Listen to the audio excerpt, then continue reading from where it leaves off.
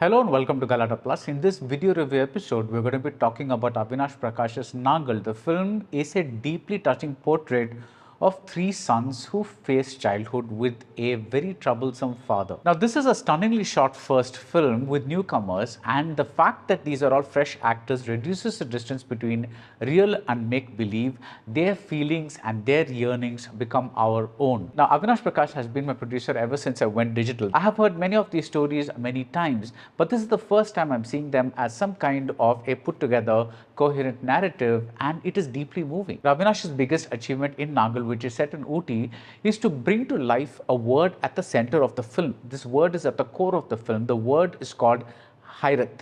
Now, it means homesickness for something that you didn't even know that you had belonged to you, something that you don't even know you had a home for. For most of us, the lives of other people are that way. We don't know their lives. You want to know more of their lives. And in some ways, something about their lives becomes specific about our lives as well. In Anna Karenina, Leo Tolstoy said that all happy families are alike, but unhappy families, they're all unhappy in their own way. Avinash Prakash brings this feeling to a story about children. Now, at first, we see kids being kids. They play with soap bubbles. They torment somebody by placing them in the dark, that sort of thing. They are absolutely there. But then suddenly, we see a new figure in their lives, and this figure is their father. He's introduced with a flash of lightning, and he almost appears to be a monster out of a fairy tale. And slowly, we realize that there are certain things that are happening that we did not quite realize. Why are these children taking care of this household?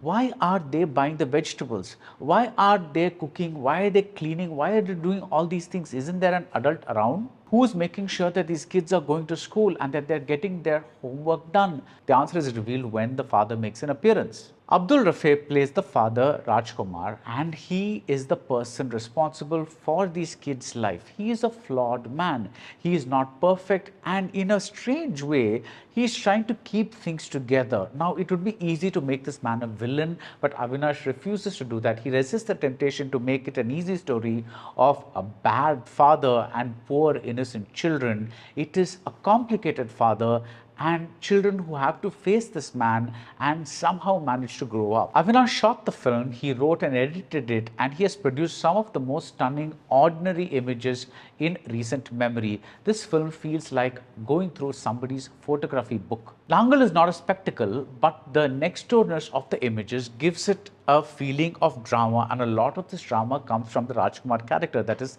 the father character. Is he a good parent? No. Is he a bad parent? Again, no. He's just a failed parent, and he's also a failed husband. Somewhere between these two adults, that is the father and the mother, and the three children, we get the story of enormous upheavals. Though the film treats them as very minor things, we feel them as very, very major things. Over the last 1.5 years, I've seen several cuts of Naangal, including a 4-hour and 18-minute cut that was internationally premiered at the Jio Mumbai Film Festival. But this is a 2.5-hour film which is playing in theaters now, and with each cut and with each version, I can tell you this, I felt as if I was feeling my childhood come alive, dysfunction and all. Given the first-time nature of some of these actors, some of the stretches do stick out, but on the whole, at the end, Nagal pulls you in. And you slowly realizes that several sequences stand out, like the scene by the fireplace, or the scene at a restaurant, or the scene where the boy's grandfather apologizes. There is a lovely scene, for instance, where two of the boys are doing a message in the bottle scenario,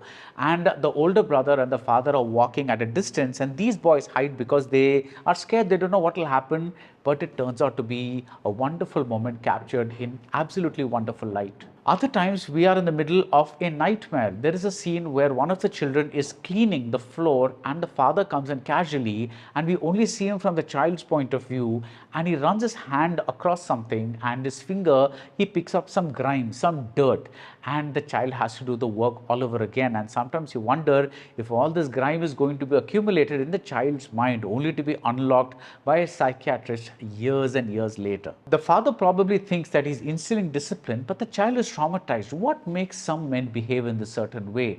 Why do these men get married in the first place? Why do they have children? And yet, the lives of Gautam, Karthik and Dhruv would be incomplete without the looming presence of this father who is shaping them even as he's destroying them in some way. And that is a strange push-pull of parents, or bad parents if you will.